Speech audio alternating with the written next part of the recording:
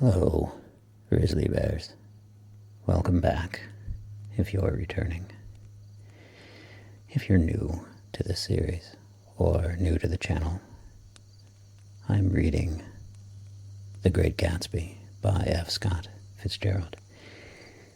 These videos were originally recorded live, as live streams. So just know, because these are live recordings, I do make mistakes, and there is background noise. I have edited the recordings, though, for YouTube to eliminate any very loud sounds that might have happened. So, it is safe if you want to relax and even fall asleep to these videos to do so. I should also warn you, if you're not familiar with the book, that some of the characters in this book say some offensive things, racist and sexist things. Just know that I don't condone the things the characters say, and I think the author, F. Scott Fitzgerald, didn't mean you to agree with most of these things or to like the characters. The characters are written as very flawed human beings, not agreeable or likable in many cases. With that said, let's dive right in. Please enjoy.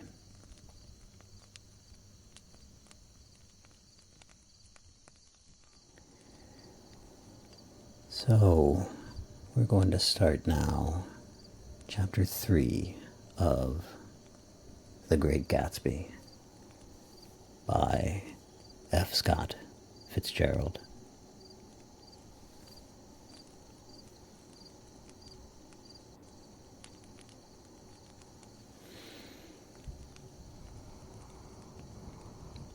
There was music from my neighbor's house through the summer nights. In his blue gardens, men and girls came and went like moths among the whisperings and the champagne and the stars. At high tide in the afternoon, I watched his guests diving from the tower of his raft, or taking the sun on the hot sand of his beach, while his two motorboats slit the waters of the Sound, drawing aquaplanes over cataracts of foam. On weekends, his Rolls-Royce became an omnibus, bearing parties to and from the city between 9 in the morning and long past midnight, while his station wagon scampered like a brisk yellow bug to meet all trains. And on Mondays, 8 servants, including an extra gardener, toiled all day with mops and scrubbing brushes and hammers and garden shears, repairing the ravages of the night before. Every Friday, 5 crates of oranges and lemons arrived from a fruiterer in New York. Every Monday, these same oranges and lemons left his back door in a pyramid of pulpless halves. There was a machine in the kitchen which could extract the juice of 200 oranges in half an hour if a little button was pressed 200 times by a butler's thumb. At least once a fortnight, a corps of caterers came down with several hundred feet of canvas and enough colored lights to make a Christmas tree of Gatsby's enormous garden.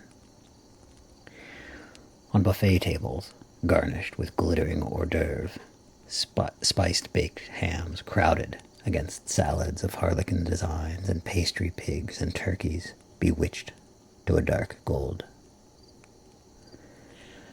In the main hall, a bar with a real brass rail was set up, and stocked with the gins and liquors, and with cordials so long forgotten that most of his female guests were too young to know one from another. By 7 o'clock, the orchestra has arrived. No thin 5-piece affair, but a whole pitful of oboes and trombones and saxophones and viols and cornets and piccolos and low and high drums. The last swimmers have come in from the beach now and are dressing upstairs. The cars from New York are parked 5 deep in the drive, and already the halls and salons and verandas are gaudy with primary colors, and hair bobbed in strange new ways, and shawls beyond the dreams of Castile. The bars in full swing, and floating rounds of cocktails permeate the garden outside, until the air is alive with chatter and laughter, and casual innuendo, and introductions forgotten on the spot, and enthusiastic meetings between women who never knew each other's names. The lights grow brighter as the earth lurches away from the sun, and now the orchestra is playing yellow cocktail music, and the opera of voices pitches a key higher. Laughter is easier minute by minute, spilled with prodigality, tipped out at a cheerful word. The groups change more swiftly, swell with new arrivals, dissolve and form in the same breath. Already there are wanderers, confident girls who weave here and there, among the stouter and more stable, become for a sharp, joyous moment the center of a group, and then, excited with triumph, glide on through the sea change of faces and voices and color, under the constantly changing light. Suddenly, one of these gypsies, in trembling opal, seizes a cocktail out of the air, dumps it down for courage, and, moving her hands like Frisco, dances out alone on the canvas platform. A momentary hush. The orchestra leader varies his rhythm obligingly for her, and there is a burst of chatter, as the erroneous news goes around that she is Gilda Gray's understudy from the Follies. The party has begun. I believe that on the first night I went to Gatsby's house, I was one of the few guests who had actually been invited. People were not invited. They went there. They got into automobiles which bore them out onto Long Island, and somehow they ended up at Gatsby's door. Once there, they were introduced by somebody who knew Gatsby, and after that they conducted themselves according to the rules of behavior associated with an amusement park. Sometimes they came and went, without having met Gatsby at all, came for the party with a simplicity of heart that was its own ticket of admission. I had actually been invited. A chauffeur in a uniform of robin's egg blue crossed my lawn early that Saturday morning with a surprisingly formal note from his employer. The honor would be entirely Gatsby's, it said, if I would attend his little party that night. He had seen me several times and had intended to call on me long before, but a peculiar combination of circumstances had prevented it. Signed, J. Gatsby, in a majestic hand. Dressed up in white flannels, I went over to his lawn a little after 7 and wandered around rather ill at ease among swirls and eddies of people I didn't know, though here and there was a face I had noticed on the commuting train. I was immediately struck by the number of young Englishmen dotted about, all well-dressed, all looking a little hungry, and all talking in low, earnest voices to solid and prosperous Americans. I was sure that they were selling something, bonds or insurance or automobiles. They were at least agonizingly aware of the easy money in the vicinity and convinced that it was theirs for a few words in the right key. As soon as I arrived, I made an attempt to find my host, but The 2 or 3 people of whom I asked his whereabouts stared at me in such an amazed way and denied so vehemently any knowledge of his movements that I slunk off in the direction of the cocktail table. The only place in the garden where a single man could linger without looking purposeless and alone. I was on my way to get roaring drunk from sheer embarrassment when Jordan Baker came out of the house and stood at the head of the marble steps, leaning a little backward and looking with contemptuous interest down into the garden. Welcome or not, I found it necessary to attach myself to someone before I could begin to address cordial remarks to the passers-by. "Hello," I roared, advancing toward her. My voice seemed unnaturally loud across the garden. "I thought you might be here," she responded absently as I came up. "I remembered you lived next door to—" She held my hand impersonally, as a promise that she'd take care of me in a minute, and gave ear to 2 girls in twin yellow dresses, who stopped at the foot of the steps. "Hello," they cried together. "Sorry you didn't win." That was for the golf tournament. She had lost in the finals the week before.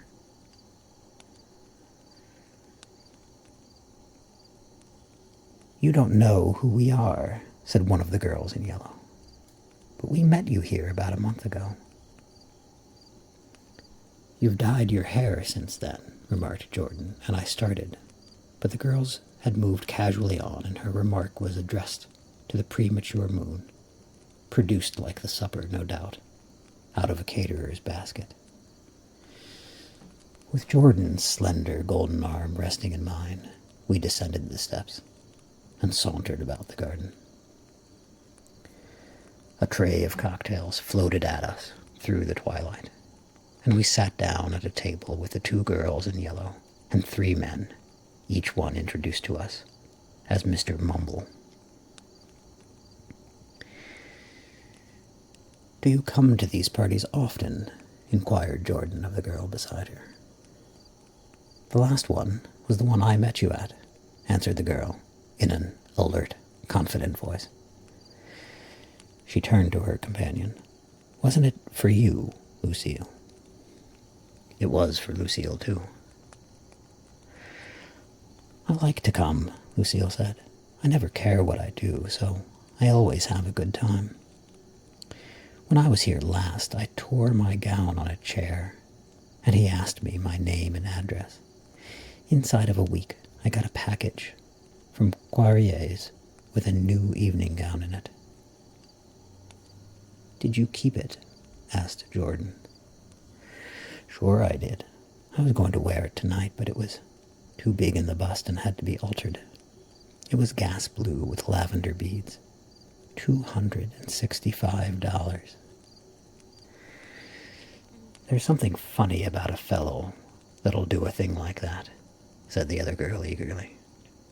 "He doesn't want any trouble with anybody." "Who doesn't?" I inquired. "Gatsby, somebody told me." The 2 girls and Jordan leaned together confidentially. "Somebody told me they thought he killed a man once." A thrill passed over all of us. The 3 Mr. Mumbles bent forward and listened eagerly. "I don't think it's so much as that," argued Lucille skeptically. "It's more that he was a German spy during the war."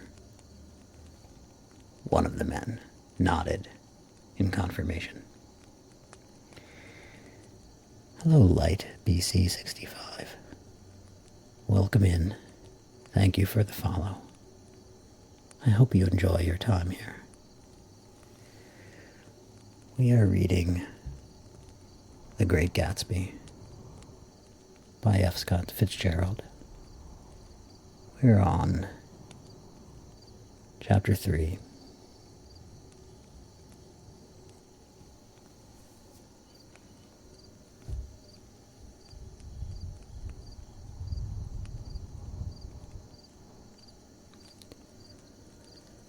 Where was I?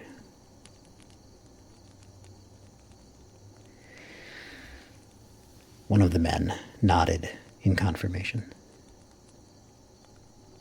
I heard that from a man who knew all about him, grew up with him in Germany, he assured us positively. Oh, no, said the first girl. It couldn't be that, because he was in the American army during the war. As our credulity switched back to her, she leaned forward with enthusiasm.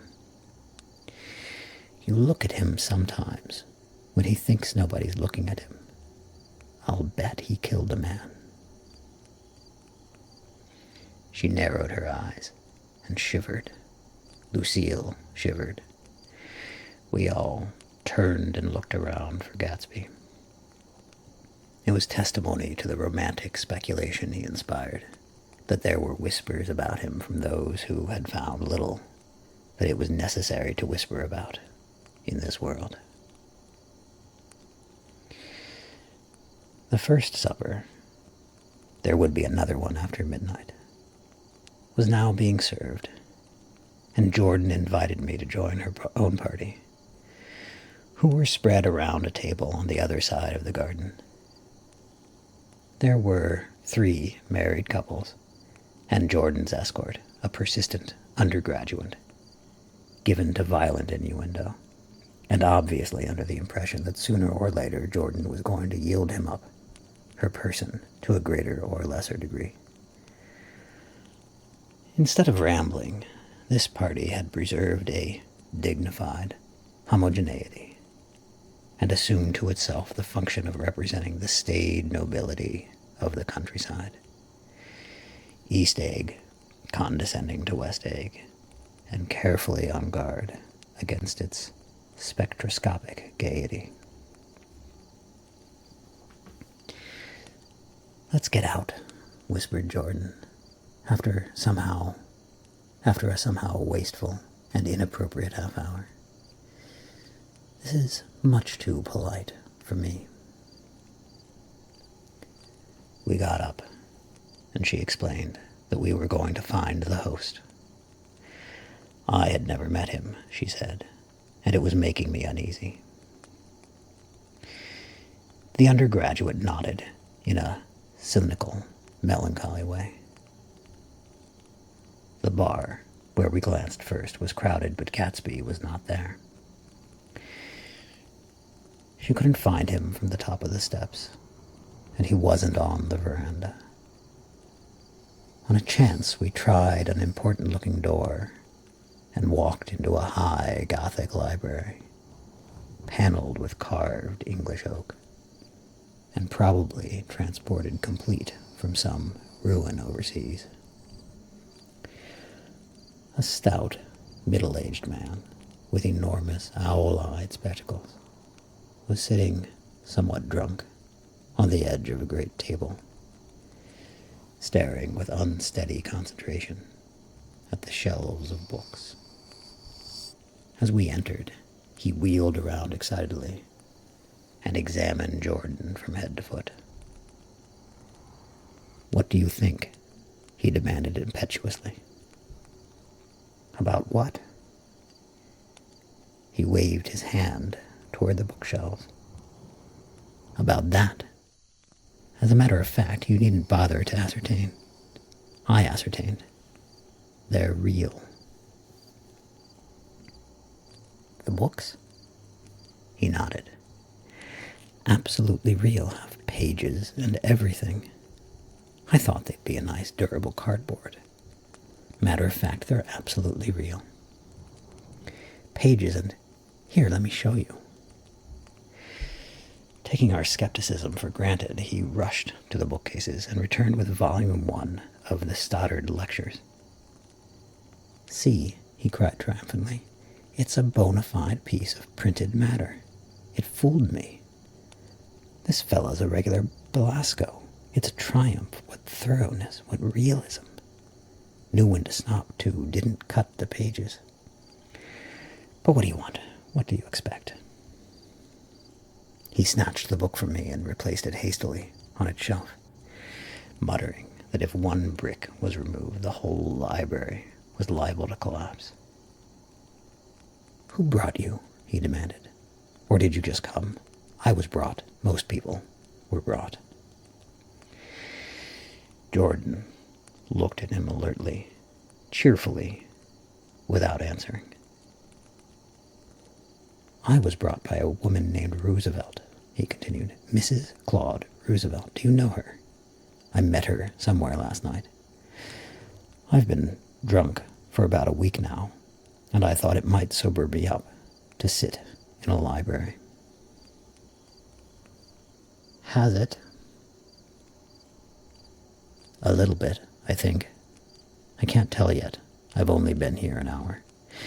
Did I tell you about the books? They're real. You told us. We shook hands with him gravely and went back outdoors. There was dancing now on the canvas in the garden. Old men pushing young girls backward in eternal, graceless circles. Superior couples holding each other tortuously, fashionably, and keeping in the corners, and a great number of single girls dancing individually, or relieving the orchestra for a moment of the burden of the banjo or the traps. By midnight, the hilarity had increased. A celebrated tenor had sung in Italian, and a notorious contralto had sung in jazz. And between numbers, people were doing stunts all over the garden, while happy, vacuous bursts of laughter rose toward the summer sky. A pair of stage twins, who turned out to be the girls in yellow, did a baby act in costume, and champagne was served in glasses bigger than finger bowls.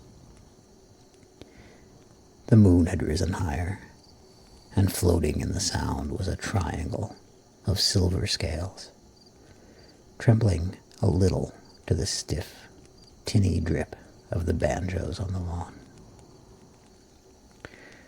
I was still with Jordan Baker. We were sitting at a table with a man of about my age and a rowdy little girl who gave way upon the slightest provocation to uncontrollable laughter.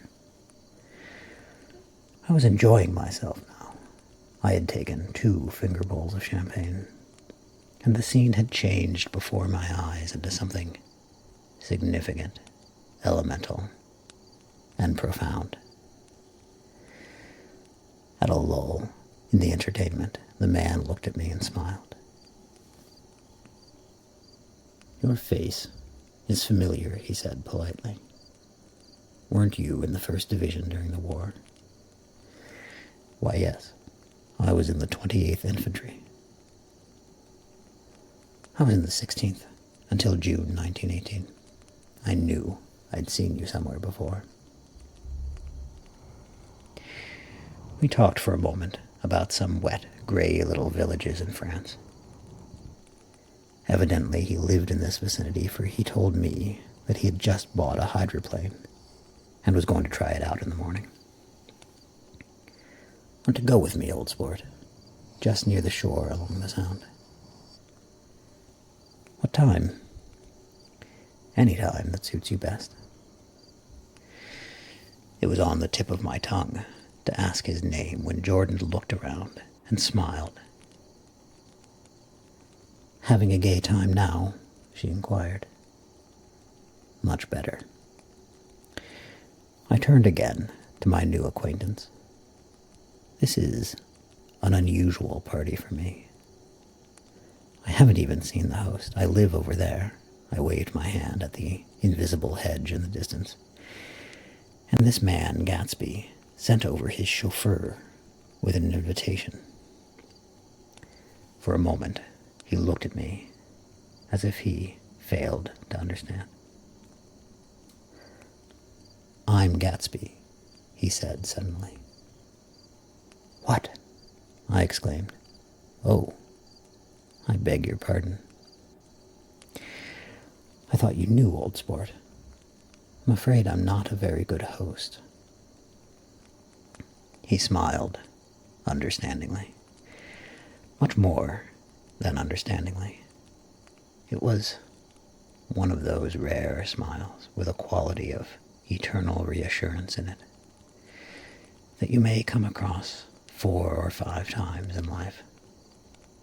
It faced, or seemed to face, the whole eternal world for an instant, and then concentrated on you with an irresistible prejudice in your favor. It understood you just so far as you wanted to be understood, believed in you as you would like to believe in yourself, and assured you that it had precisely the impression of you that at your best you hoped to convey. Precisely at that point it vanished, and I was looking at an elegant young roughneck, a year or two over 30, whose elaborate formality of speech just missed being absurd. Some time before he introduced himself, I got a strong impression that he was picking his words with care. Almost at the moment when Mr. Gatsby identified himself, a butler hurried toward him with the information that Chicago was calling him on the wire. He excused himself with a small bow that included each of us in turn. "If you want anything, just ask for it, old sport," he urged me. "Excuse me, I will rejoin you later." When he was gone, I turned immediately to Jordan, constrained to assure her of my surprise. I had expected that Mr. Gatsby would be a florid and corpulent person in his middle years. "Who is he?" I demanded. "Do you know?" "He's just a man named Gatsby." "Where's he from, I mean, and what does he do?" "Now you're started on the subject," she answered with a wan smile. "Well, he told me once he was an Oxford man." A dim background started to take shape behind him, but at her next remark it faded away. "However, I don't believe it." "Why not?" "I don't know," she insisted. "I just don't think he went there." Something in her tone reminded me of the other girls' "I think he killed a man," and had the effect of stimulating my curiosity. I would have accepted without question the information that Gatsby sprang from the swamps of Louisiana or from the Lower East Side of New York. That was comprehensible. But young men didn't, at least in my provincial inexperience, I believed they didn't, drift coolly out of nowhere and buy a palace on Long Island Sound. "Anyhow, he gives large parties," said Jordan, changing the subject with an urban distaste for the concrete. "And I like large parties. They're so intimate. At small parties, there isn't any privacy." There was the boom of a bass drum, and the voice of the orchestra leader rang out suddenly above the echolalia of the garden. "Ladies and gentlemen," he cried, "at the request of Mr. Gatsby, we are going to play for you Mr. Vladimir Tolstoy's latest work, which attracted so much attention at Carnegie Hall last May. If you read the papers, you know there was a big sensation." He smiled with jovial condescension and added, "Some sensation," whereupon everybody laughed. "The piece is known," he concluded lustily, "as Vladimir Tolstoy's Jazz History of the World." The nature of Mr. Tostoff's composition eluded me, because just as it began my eyes fell on Gatsby, standing alone on the marble steps, and looking from one group to another with approving eyes. His tanned skin was drawn attractively tight on his face, and his short hair looked as though it were trimmed every day. I could see nothing sinister about him. I wondered if the fact that he was not drinking helped to set him off from his guests, for it seemed to me that he grew more correct as the fraternal hilarity increased. When the jazz history of the world was over, girls were putting their heads on men's shoulders in a puppyish, convivial way. Girls were swooning backward playfully into men's arms, even into groups, knowing that someone would arrest their falls. But no one swooned backward on Gatsby, and no French bob touched Gatsby's shoulder, and no singing quartets were formed with Gatsby's head for one link.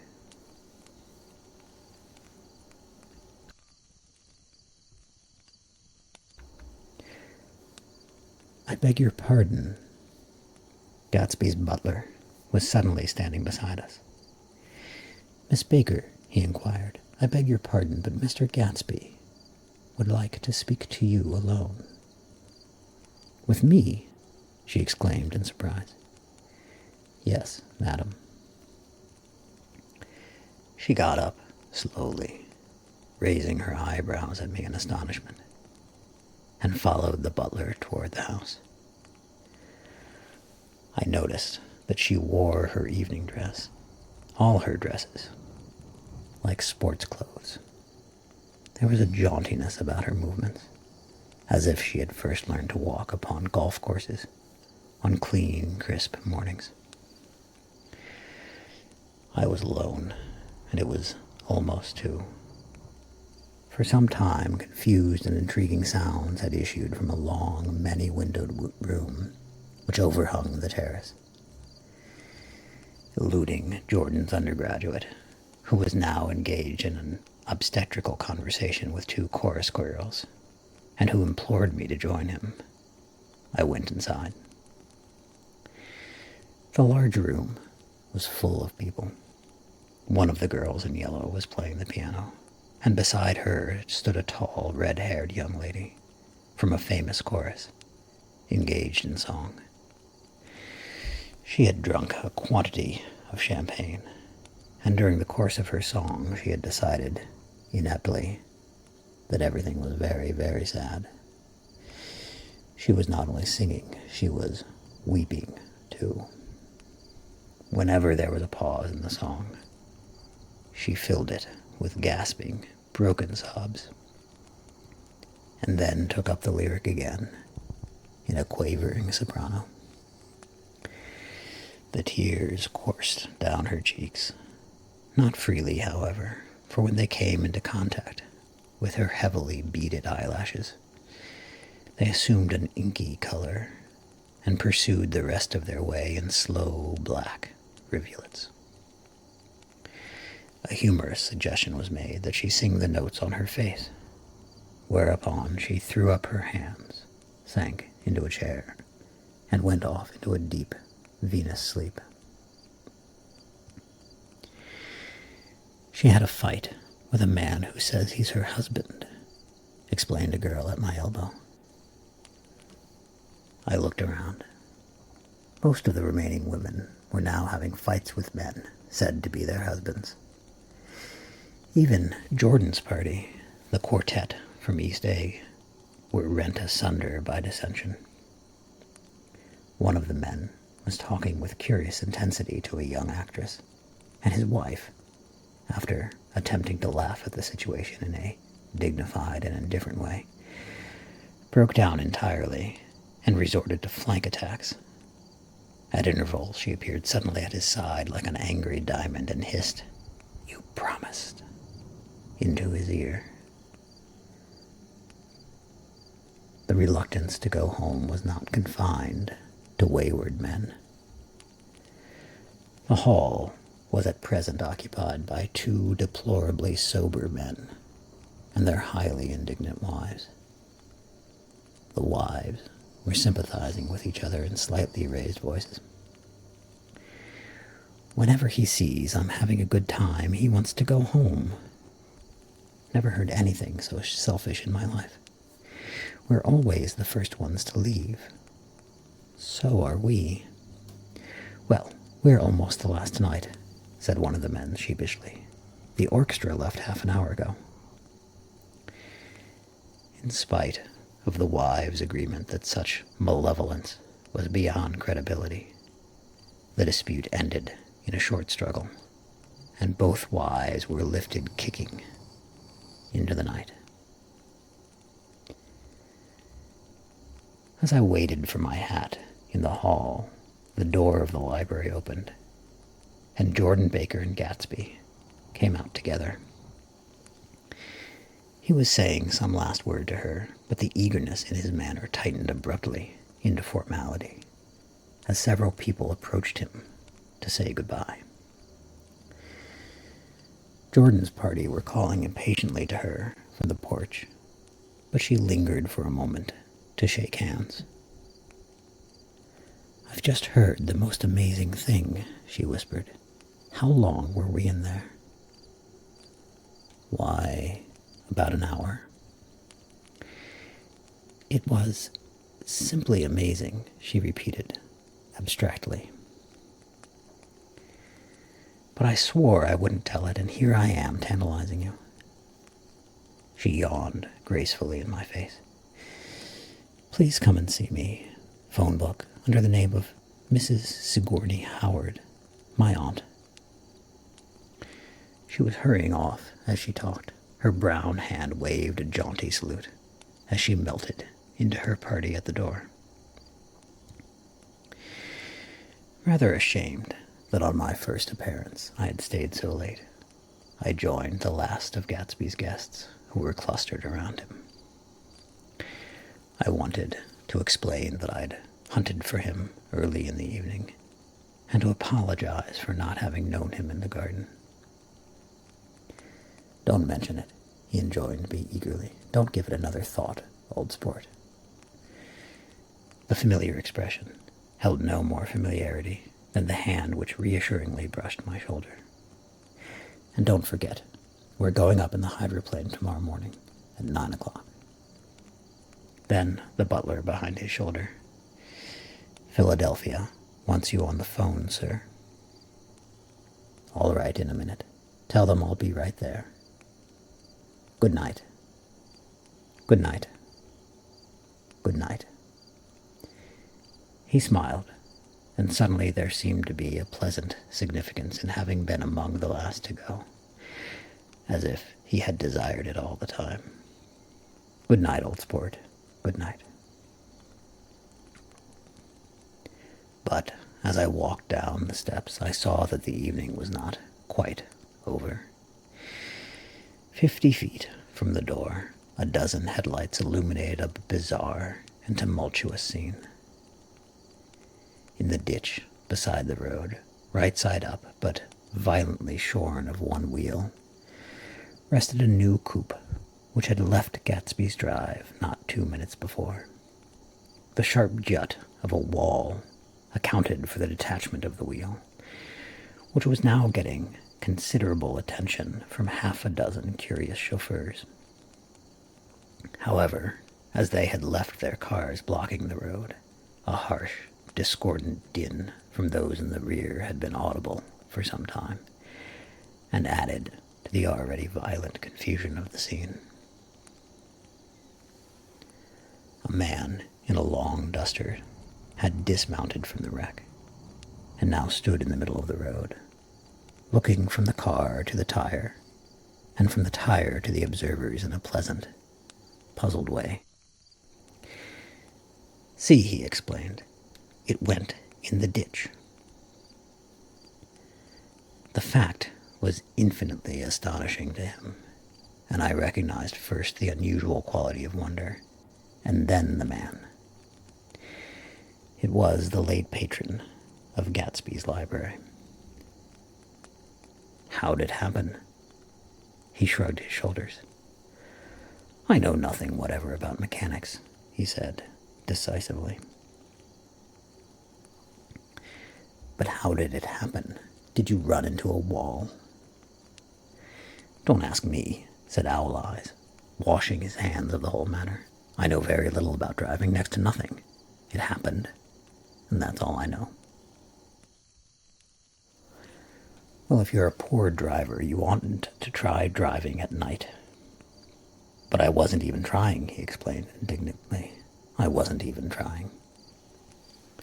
An awed hush fell upon the bystanders. Do you want to commit suicide? You're lucky it was just a wheel, a bad driver, and not even trying. You don't understand, explained the criminal. I wasn't driving. There's another man in the car. The shock that followed this declaration found voice in a sustained "ah" as the door of the coupe swung slowly open. The crowd, it was now a crowd, stepped back involuntarily. And when the door had opened wide, there was a ghostly pause. Then, very gradually, part by part, a pale, dangling individual stepped out of the wreck, pawing tentatively at the ground, with a large, uncertain dancing shoe. Blinded by the glare of the headlights and confused by the incessant groaning of the horns, the apparition stood swaying for a moment before he perceived the man in the duster. What's the matter? He inquired calmly. Did we run out of gas?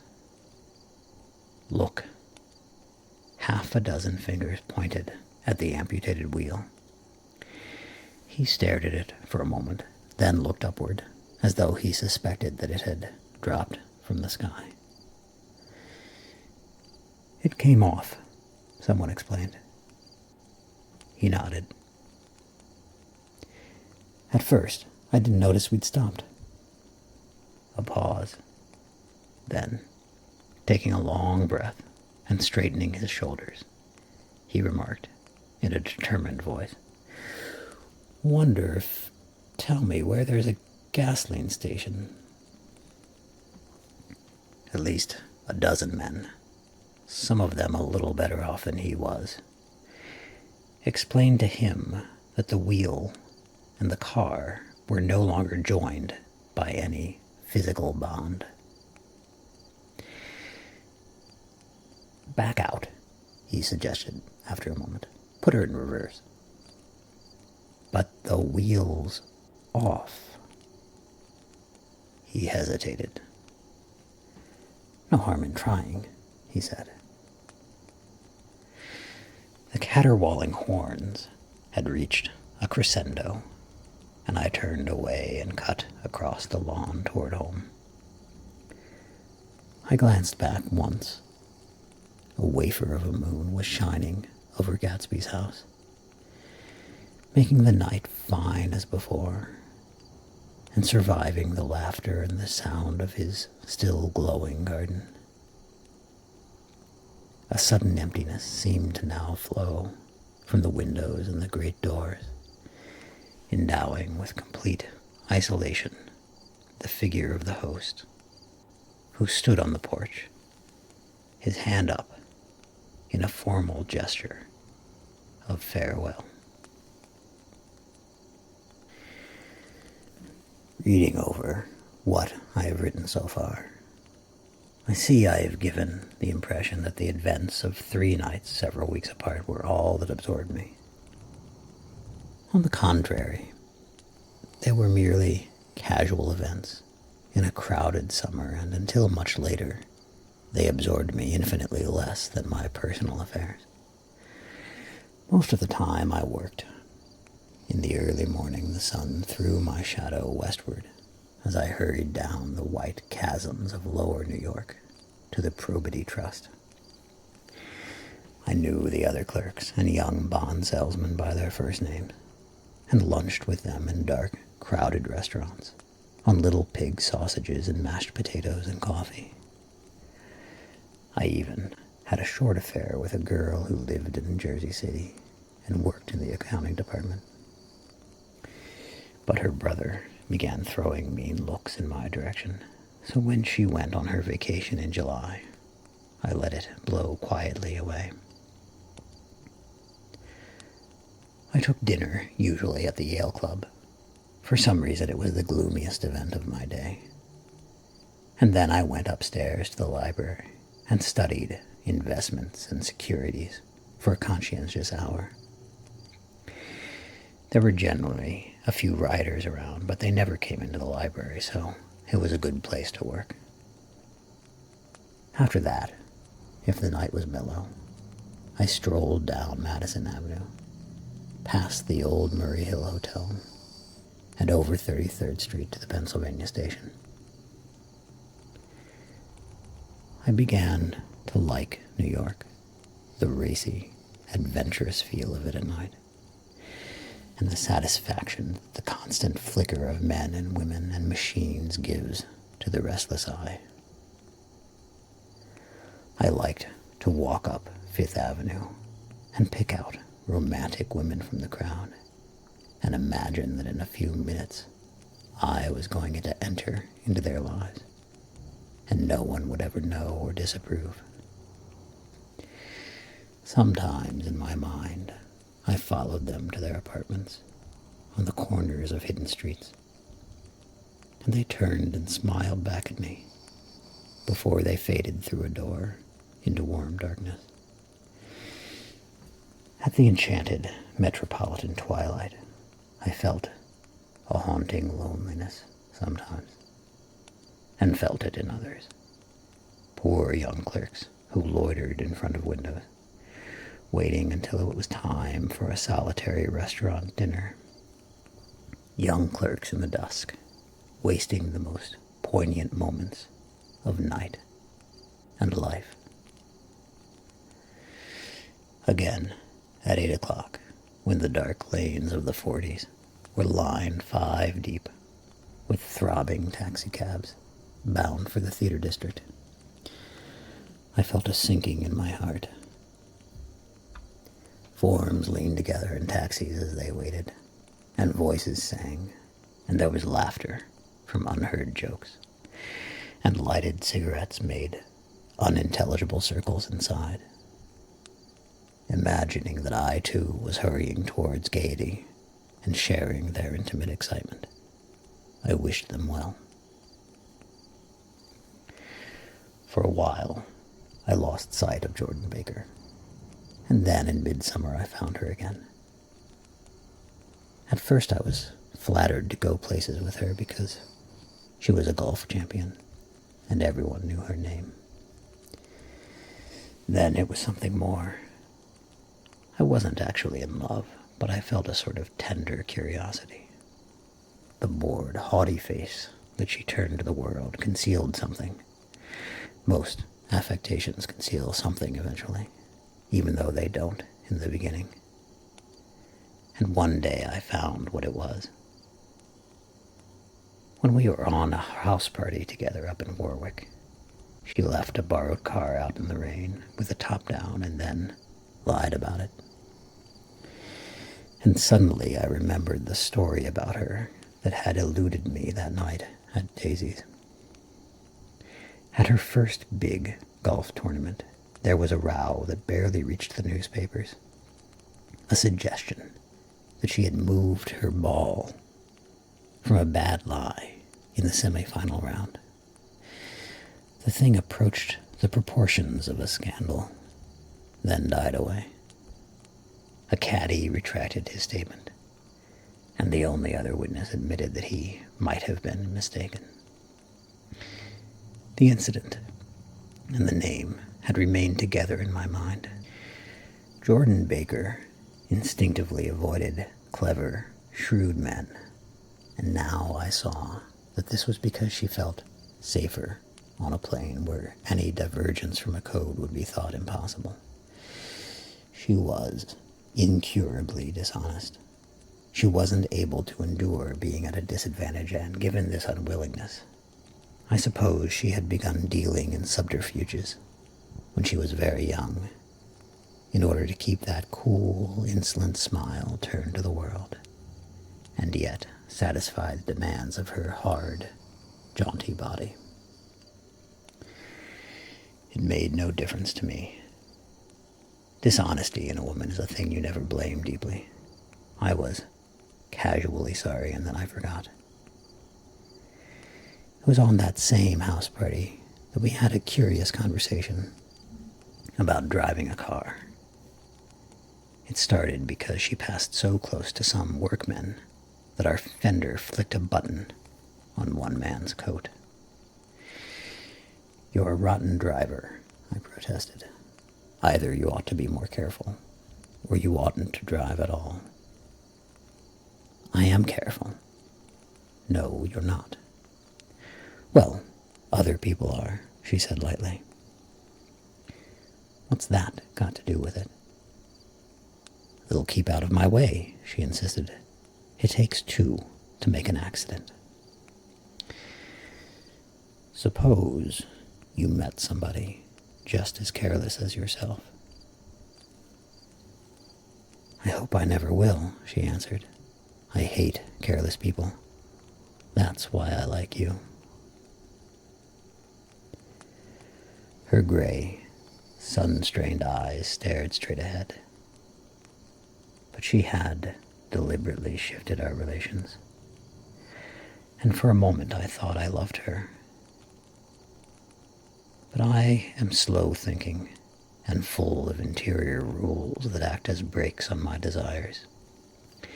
And I knew that first I had to get myself definitely out of that tangle back home.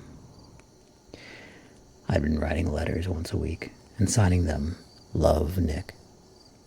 And all I could think of was how, when that certain girl played tennis, a faint mustache of perspiration appeared on her upper lip. Nevertheless, there was a vague understanding that had to be tactfully broken off before I was free.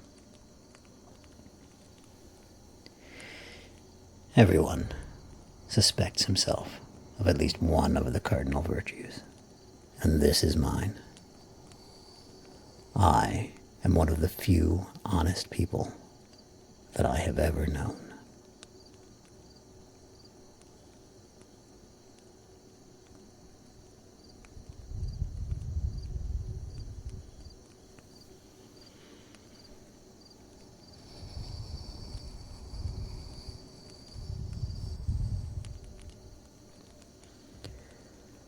Okay,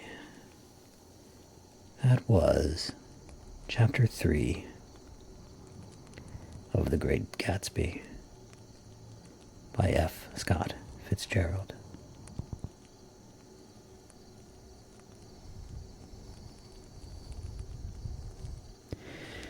And I think 2 chapters is enough for one stream. So I'll end it there. Thank you very much for joining me. I hope you enjoyed your time here. And I hope you found some relaxation and peace, and perhaps a sense of presence. And I hope you can keep that feeling with you for the rest of your day, or your evening, or your sleep.